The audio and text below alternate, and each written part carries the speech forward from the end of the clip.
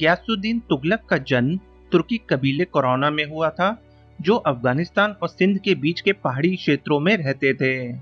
बड़े होने के बाद गयासुद्दीन तुगलक एक व्यापारी के यहाँ नौकरी करने लगा, जहाँ वो उसके घोड़ों की देखरेख करता था। काफी समय तक एक दूसरी नौकरी की तलाश करने के बाद वो दिल्ली सल्तनत की शाही सेना में भर्ती हो गया। गयासुद्दीन तुगलक ने पहली बार 1290 में रणथंभौर की घेराबंदी के दौरान तेजी से तरक्की हासिल की, लेकिन कुछ ही साल बाद अलाउद्दीन खिलजी ने सुल्तान जलालुद्दीन की हत्या कर खुद को सुल्तान घोषित कर दिया। गयासुद्दीन तुगलक ने सुल्तान अलाउद्दीन का समर्थन करने के बजाय मरे सुल्तान के परिवार का समर्थन किया, जिसकी वजह से कुछ वर्षों तक गयासुद्दीन तुगलक को शाही सेना से बाहर गुमनामी में जीना पड़ा। लेकिन कुछ साल बाद ही सुल्तान अलाउद्दीन ने उसे शाही सेना में फिर शामिल कर लिया। जल्दी वो सुल्तान अलाउद्दीन के भाई उलग खान का पर्सनल अटेंडेंट बन गया। 1305 में अमरोहा की लड़ाई में दिल्ली सल्तनत की सेना ने मंगोल सेना को हराया था। इस लड़ाई में गयासुद्दीन तुगलक ने सेना की एक टुकड़ी की कमान भी संभाली थी। अगले ही साल 1306 में मंगोल हमले के दौरान गयासुद्दीन तुगलक ने दिल्ली सल्तनत की सेना के एडवांस गार्ड का नेतृत्व किया और मंगोलों पे सबसे पहला हमला किया। इस लड़ाई में भी दिल्ली सल्तनत की जीत हुई। इस समय तक सुल्तान अलाउद्दीन ने गयासुद्दीन तुगलक की काबिलियत को पहचान लिया था, इसलिए सुल्तान ने उसे मुल्तान और बाद में दीपलपुर का गवर्नर नियुक्त किया। सुल्तान को लगा कि कोई भी मंगोल हमला या तो मुल्तान या दीपलपुर से होते हुए दिल्ली की तरफ आएगा, और गयासुद्दीन तुगलक इन हमलों को रोकने की काबिलियत रखता है। इसलिए उसने तुगलक को मुल्तान और बाद में दीपलपुर का गवर्नर बनाया। गयासुद्दीन तुगलक इन उम्मीदों पे खरा उतरा और उसने न केवल मंगोलों को कई बार हराया, बल्कि मंगोल द्वारा शासित अफगानिस्तान पर कई बार हमला भी किया। 1316 में सुल्तान अलाउद्दीन की मृत्यु के बाद उसका बेटा मुबारक शाह सुल्तान बना। 4 साल बाद जुलाई 1320 में सुल्तान मुबारक शाह की हत्या उसके ही एक करीबी जनरल खुसरो खान ने कर दी, जिसके बाद खुसरो खान ने खुद को दिल्ली का सुल्तान घोषित कर दिया। गयासुद्दीन तुगलक उन गवर्नरों में से एक था जिन्होंने खुसरो खान को नए सुल्तान के रूप में मान्यता देने से इनकार कर दिया। हालांकि उसने खुसरो खान के खिलाफ कोई भी कार्रवाई नहीं की, क्योंकि उसकी दीपलपुर की सेना इतनी मजबूत नहीं थी कि वो शाही सेना से लड़ सके। उस समय गयासुद्दीन तुगलक का बेटा मोहम्मद बिन तुगलक दिल्ली में एक उच्च पद पे नियुक्त था। मोहम्मद बिन तुगलक ने खुसरो खान को गद्दी से हटाने की पहल की। मोहम्मद बिन तुगलक ने दिल्ली में अपने दोस्तों के साथ एक गुप्त मीटिंग की। इस मीटिंग के बाद उसने अपने दूतों को दीपलपुर भेजा और अपने पिता गयासुद्दीन तुगलक से सहायता की मांग की। जवाब में गयासुद्दीन तुगलक ने अन्य विद्रोही गवर्नरों के बेटों के साथ मोहम्मद बिन तुगलक को दिल्ली से भागकर दीपलपुर आने को कहा। अगले ही दोपहर मोहम्मद बिन तुगलक और उसके साथी घोड़े पर दिल्ली से दीपलपुर के लिए रवाना हुए। जब सुल्तान खुसरो खान को मोहम्मद बिन तुगलक के षड्यंत्र के बारे में पता चला, तो उसने मोहम्मद बिन तुगलक को पकड़ने के लिए अपने कुछ घोड़सवार सैनिकों को भेजा। लेकिन ये सैनिक मोहम्मद बिन तुगलक को नहीं पकड़ पाए और मोहम्मद बिन तुगलक दीपलपुर पहुंचने में सफल रहा। दीपलपुर में गयासुद्दीन तुगलक और उसके बेटे ने स्थिति की चर्चा की और खुसरो खान के खिलाफ लड़ाई लड़ने का फैसला किया।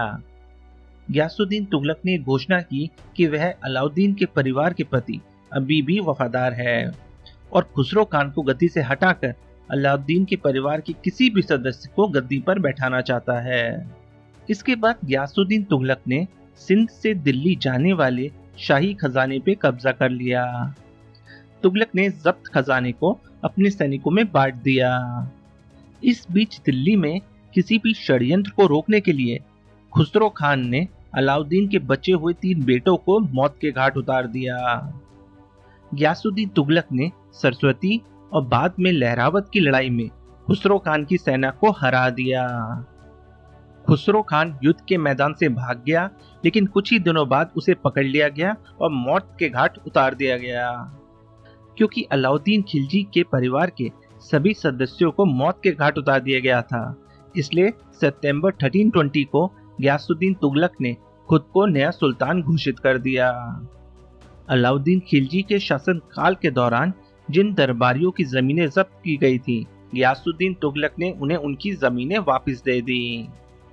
गयासुद्दीन तुगलक ने आम जनता का टैक्स भी कम कर दिया। गयासुद्दीन तुगलक ने सिंचाई के लिए नहरों का निर्माण भी करवाया और सूखे के समय किसानों को राहत भी दी।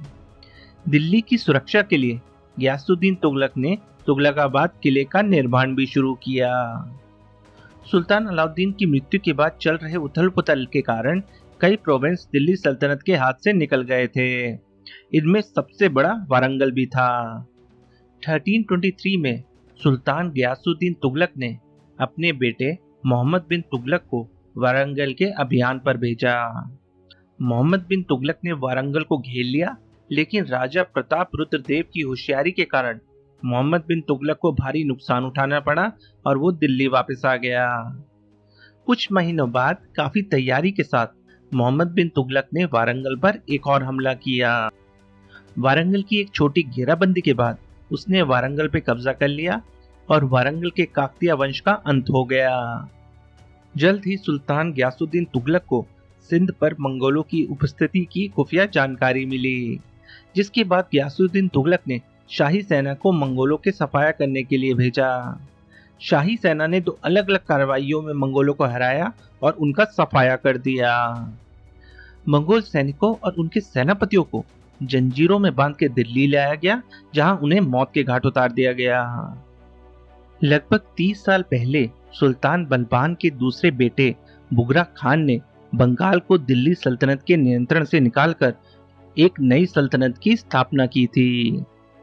सुल्तान अलाउद्दीन खिलजी भी इस सल्तनत को अपने नियंत्रण में नहीं ला पाए थे।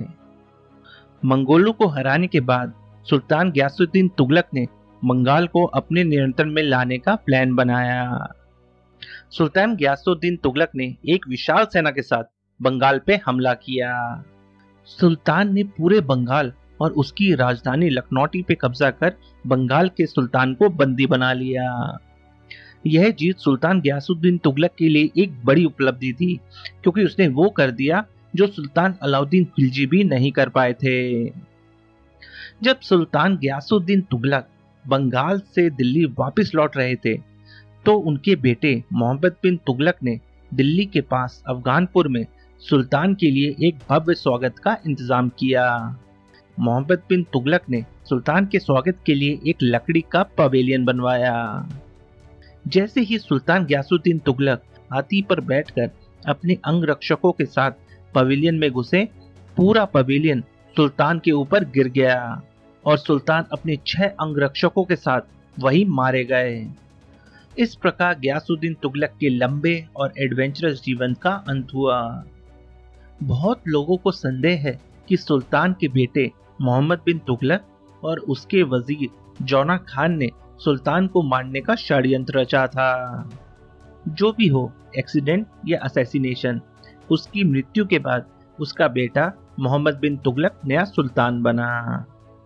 अगर आपको हमारे वीडियो पसंद आया हो तो प्लीज लाइक बटन दबाएं और हमारे चैनल को सब्सक्राइब करें। धन्यवाद।